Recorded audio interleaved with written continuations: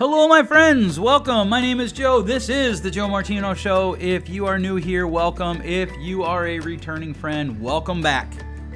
What are we going to talk about today? We're not going to read any emails, although I was tempted to do an entire episode on just email responses. We are going to talk about the fact that we are 8 weeks away from the end of the year. That's insane to me. We are 8 weeks away from the start of a new year. What are you going to focus on over these next 8 weeks? Or put a different way, why are you doing what you're doing? Let's talk about it. And let's kick it off. This is the Joe Martino Show. You're listening to the Joe Martino Show, a podcast dealing with all things emotional, relational, and human nature. Joe is a licensed counselor in the state of Michigan, specializing in relationship therapy. He is also the author of the book, The Emotionally Secure Couple. All advice offered in this episode is offered for entertainment and educational purposes only. Enjoy the show. Okay, so if you haven't heard, we do have an election coming up. I don't want to make this too much about that. I do want to let you know we do also have that same exact week. We have a mindfulness and stress management during a pandemic group starting. And this is going to be run by two people in our office, two interns. And if you don't know what interns are, think of them like residents for medical doctors. It's not quite the same, but it's similar. You know, they have all of their clinical schooling, and now they're getting their clinical hours. And it's a group that's offered Monday afternoons from 3 to 5 p.m., and the beautiful thing about this group is it's online, so you can do it at home. And I know there's probably, I guess I can't say I know, but I get the sense that there is a Zoom meeting, digital life meeting touch of overload that is happening for people. And, you know, I get that, but at the same time, this is a wonderful opportunity for people to be able to attend a group counseling session with a very minimal cost of $10. You're going to be able to do it digitally. We have an app that's completely HIPAA secure. We'll send you a link. We'll get you in, and it's very exciting. And you can do it from anywhere in Michigan. So if you need more information, call our office at 616-481-3784.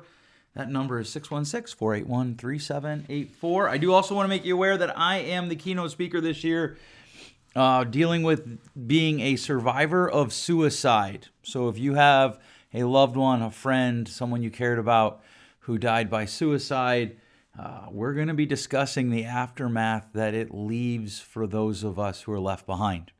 That's November 21st. That is also virtual, and you can attend it virtually by registering at the website, which you can find on my website, or reach out to me and I will send you the link. We'll make sure that that's up on all of our pages as well.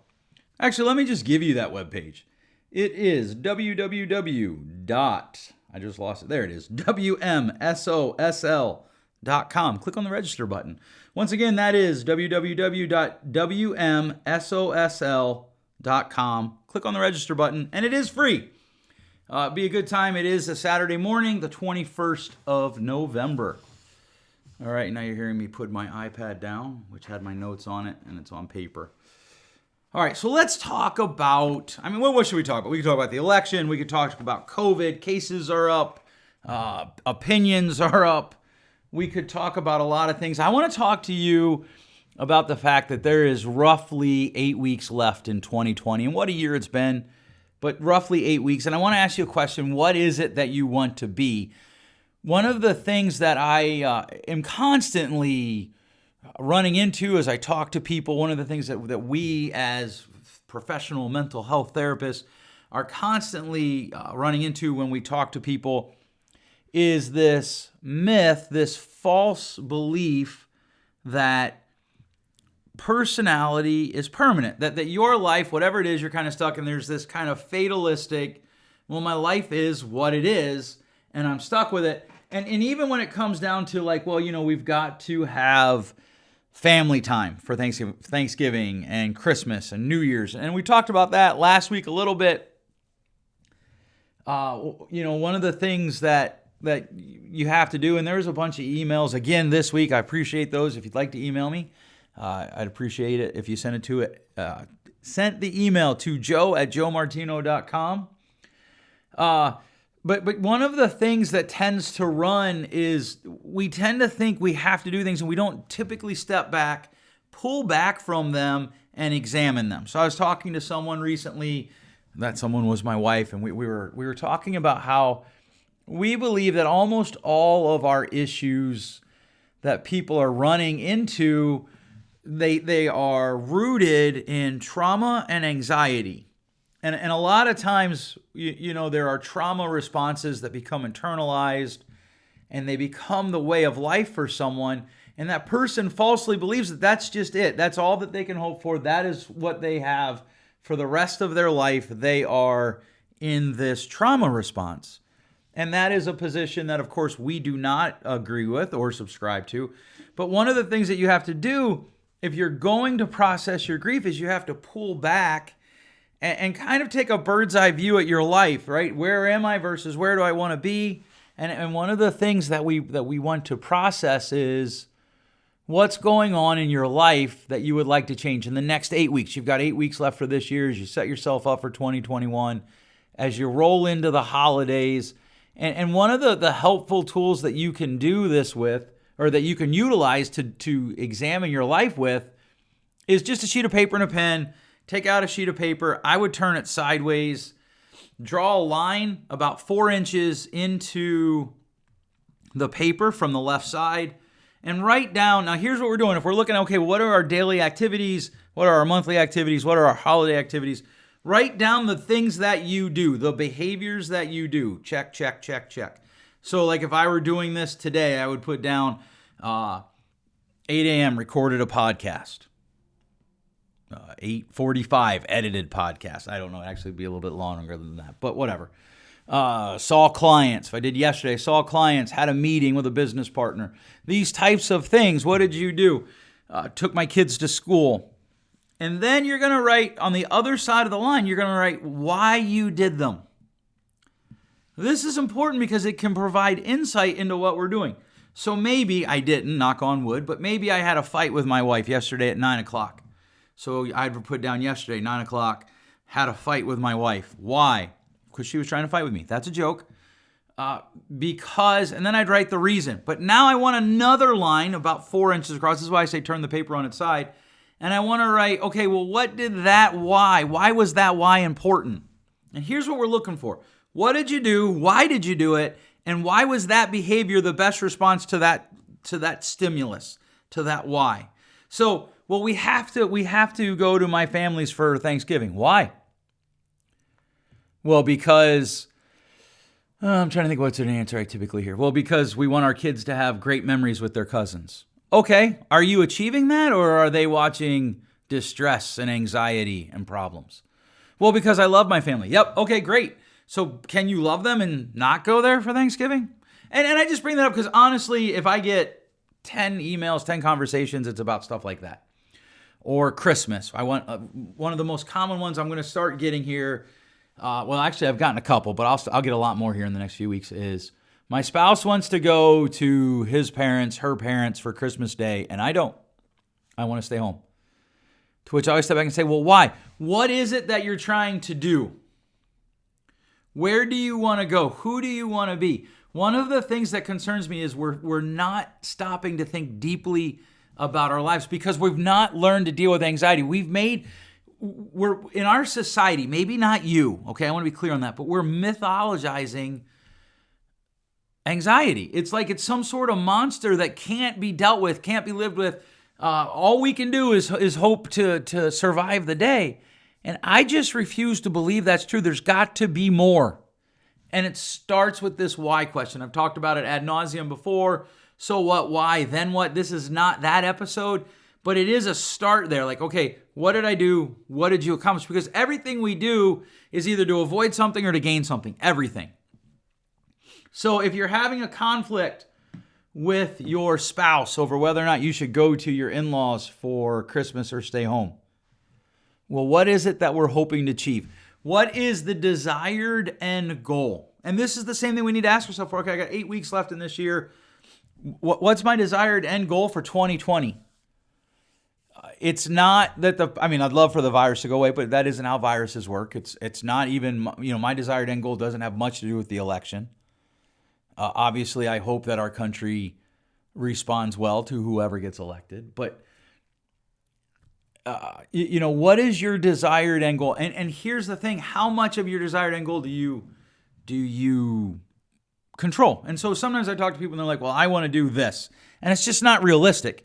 Okay, that's fine. So that might mean that the end of 2020 is not a realistic time period. But what if we moved it back to June of 2021? Or what if we moved it back to December of 2021? Could that then become a possible change goal for you?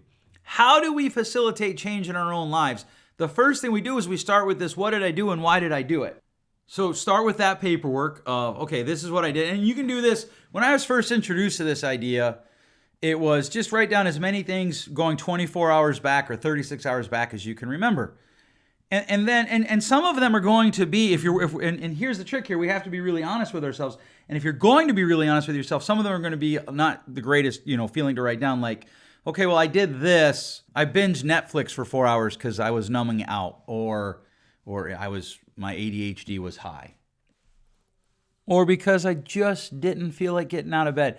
And a lot of times when I talk to people, it's like, well, it's a little bit more complicated than that. It is. It can be. But by and large, the more things we measure, the more likely we are to do them. And here's the other thing. Sometimes I might put down, like, I read a book for 2 hours because it's good for my brain and my soul and my heart and my head and my life to just veg out and read for 2 hours. I don't binge a lot of TV, and the stuff that I do watch, most people would probably find boring. But I'll watch TV, and because it's good for my brain. I was a little bummed I didn't get to watch much baseball because there's something wrong with my reception where I live, and I enjoy watching baseball. There's not a lot of redeeming qualities to it. I don't watch often. I don't watch a full game, but sometimes I will. I'll go out in the woods, especially this time of year, and sit out there for hours because it is a comfortable time to recharge. I'm not an extrovert. I'm an introvert. So being alone is good for me. It feels good. Fishing, right? I'm going to put all that stuff down, but there's a reason to it, and it helps me understand how I'm moving towards my goal. Whatever the goal is. So like tomorrow night, I wanted to go out into the woods, and there are some other things that we need to get done. So I've got to figure out, okay, how do I weight this? This is the next step. So here's what I'm doing. We'll write that down. Then why am I doing it? And then how did that, the third column, how did that behavior help me get what I want? Or what did I get out of that behavior? And is that what I wanted? But then we've got to start weighting. And by weighting, I'm going to spell it here, W-E-I-G-H-T, right? We're giving weight to, or there's an old word called gravitas, which means there's a weight to it. There's a heaviness to it. It is something like you'll feel this, like sometimes you'll read a book or you'll watch a movie and you'll feel it in your bones. How do you weight the different things that you're doing? Like working out is important. I once heard a guy say that to him, working out was like brushing his teeth. It's just part of regular hygiene that had to be done.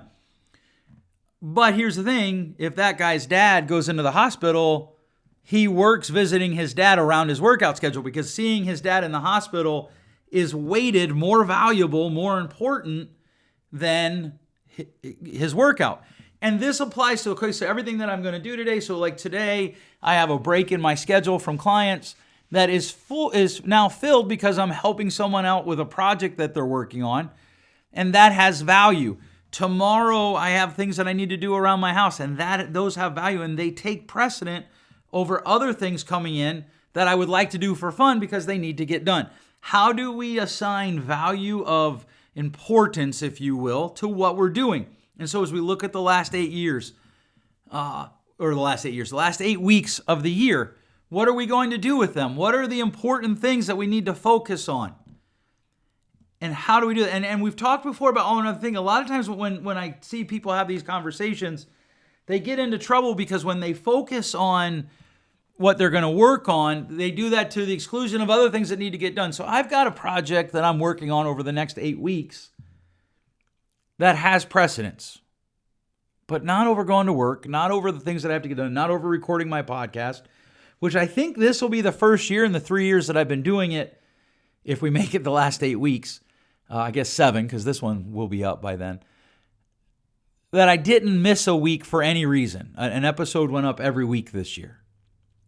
And so I don't know that for sure. I need to double check that, but I think this will be the first year. And so what is it though that I need to work on? Well, whatever it is, the podcast takes precedence over that. Seeing clients takes precedence over that. Having time with my family takes precedence over that. And so what are the things that you move to the top of your priority list, and how do you weight them? So here's how the conversation works with the couple that's trying to decide where do they go Christmas Day. What's the outcomes that you're looking for, and which one's more important to you? And part of this is then we have to make some deep choices. So for me, I have ways that I hope this election goes. There are things that I think are happening in our country that are wrong. There are things that I think that are happening in our country that I'd like to see happen more. But we have to be able to put those desires in the proper order. Those, like my political views, to me are not more important than relationships. There are relationships, though, that I have pulled back from because I wasn't at the same place morally as the other person was, and it made hanging out very difficult. It made being with them very difficult. Honestly, I could talk about anything. We can talk about baseball, we can talk about farming.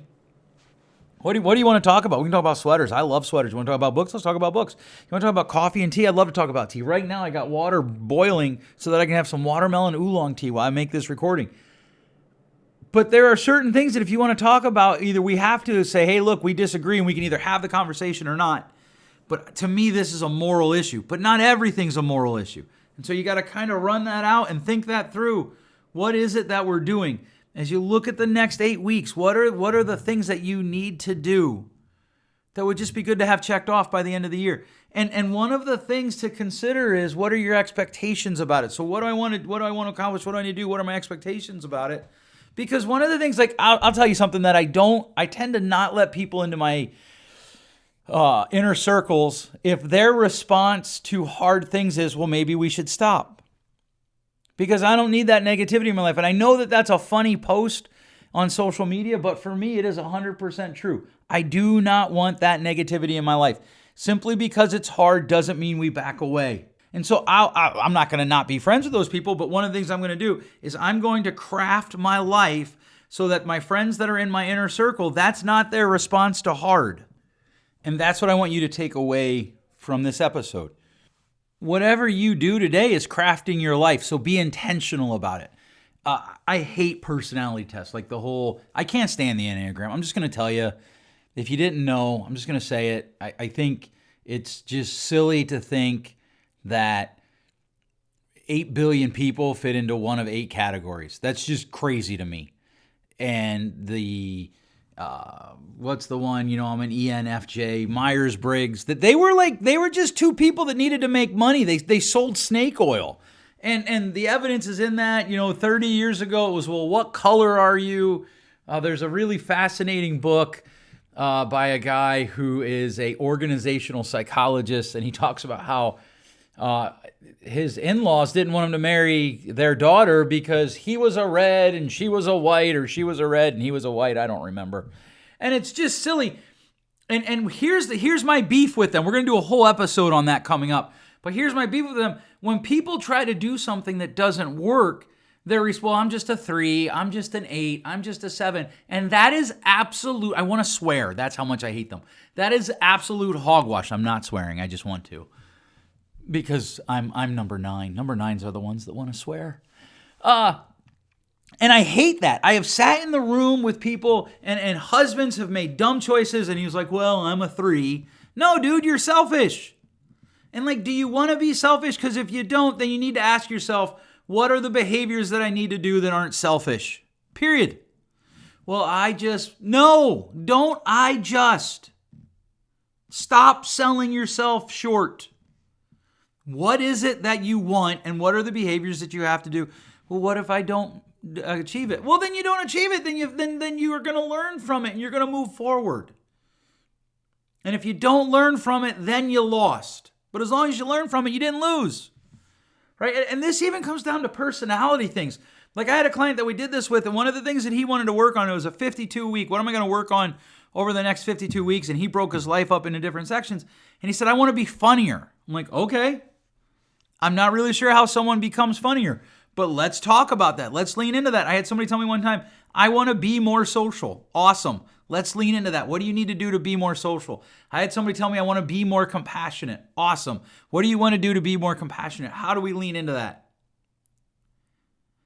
one of the things you do is you have to have good definitions, of course. We talk about that a lot. But then what are the behaviors that you have to do? We've got this backwards that we think, well, once I have the feeling, I'll do whatever the thing is that I want to do. That isn't how it works. It's whatever I want, I have to do even when I don't feel like doing it. I was talking to a friend about investing, and this is not a show about investing. I am not a financial advisor. This is not investing advice for you.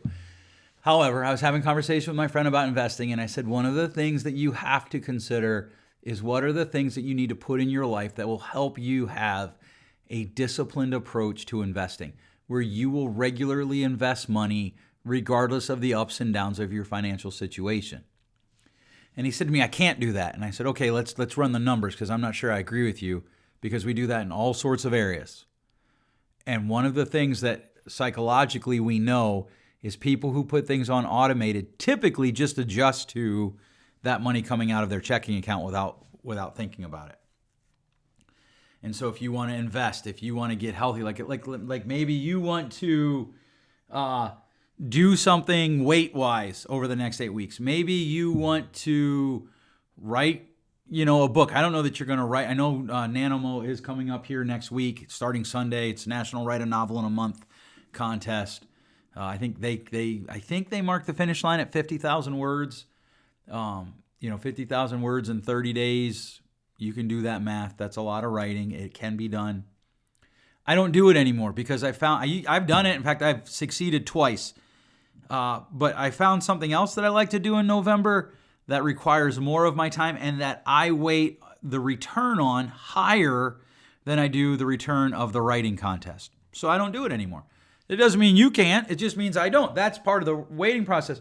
But I understand how the thing that I picked helps me to feel, to be more well-rounded, to have a better approach to life. And that's the discipline. That's where the discipline comes in. If I know, okay, this helps, then I go do it. Then I go get involved. I do it, even when I don't feel like it. And that's how we get healthy. So I'm working on a book. I was talking to somebody the other day, and I'm working on a book, and they're like, how's it going? I'm like, to be honest with you, not well. And they were like, well, maybe you should just, write a different book. And honestly, that on the surface of it isn't a bad question. I said, okay, why do you think that? Well, it's been, 2 years, and it's not coming together. It's not going well. Yep, okay, but why does that mean that I should stop? Is the topic of the book worthy? Yes. Is my plan well put together? I'm not sure. If I'm really honest with you, that's the question I'm hung up on right now. I don't know. And so that's what I'm going to I have time later this week where I'm going to explore that. Right? Because that's one of the things that I want to work on over the next 8 weeks. I have 3 things that I'm going to work on between now and the end of the year. And one of them is, what am I doing with this book? Is this book need to be moved to the side? Do I need to write another one? Is there a reason that it's not coming together that's more in the prep phase, something I didn't do? And I'm going to explore all of those possibilities, even on the days that I don't want to. So hopefully you can do this. Well, not hopefully, you can do this. Hopefully you will do this. Whatever it is you're debating with your spouse over where you're going for Thanksgiving, Christmas, New Year's, how many gifts you should buy the kids, whether or not you should, do whatever. You go on vacation. How do you respond to COVID? What are we going to do about the election? Here's my question. Whatever you're choosing to do, why are you choosing to do it? And how does it help you move to your goals? And then what are you going to focus on for the last 8 weeks of the year? I just can't believe we are in November of 2020. Here's hoping 2021 is better. But one of the things we're going to talk about is what are the things from 2020 that we have to be thankful for? That's another episode.